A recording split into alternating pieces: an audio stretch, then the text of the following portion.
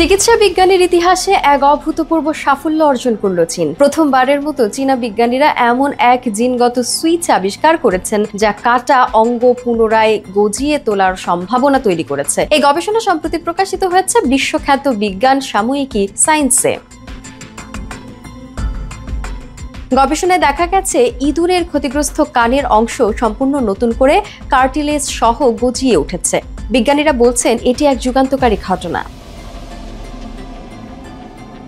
গবেষণার নেতৃত্বে থাকা ডক্টর ওয়াং ওয়ে বেইজিং এর national institute of biological sciences এর গবেষক জানান, অঙ্গ পুনর্জন্মের জন্য আমাদের দেহে এক ধরনের জিনগত সুইচ রয়েছে যা এতদিন বিজ্ঞানীদের অজানা ছিল। সেই সুইচ সক্রিয় করেই আমরা অঙ্গ গজানোর প্রক্রিয়াকে কার্যকর করতে পেরেছি।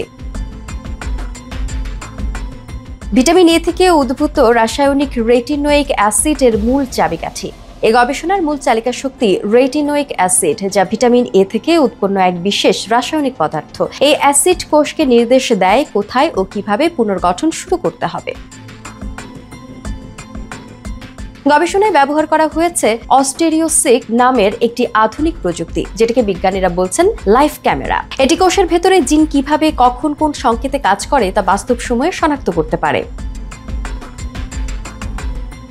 গবেষকরা সতর্ক করে বলছেন, মানবদেহের অঙ্গ গঠনের জটিলতা অনেক বেশি। প্রতিটি অঙ্গের নিজস্ব সংকেত ও জিন রয়েছে, যা ইঁদুরের তুলনায় অনেক বেশি জটিল। তাই এই পদ্ধতি মানুষের উপর প্রয়োগে আরো সময় ও গবেষণা লাগবে। যদিও গবেষণাটি এখনো প্রাথমিক পর্যায়ে, বিজ্ঞানীরা বিশ্বাস করেন এই পথ ধরেই একদিন হয়তো কাটা হাত বা পা আবার গজিয়ে ওঠা সম্ভব হবে। চিকিৎসা বিজ্ঞানে চীনের এই সাফল্য শুধু একটি সূচনা, কিন্তু এতে ভবিষ্যতের জন্য আশার দিগন্ত খুলে গেছে।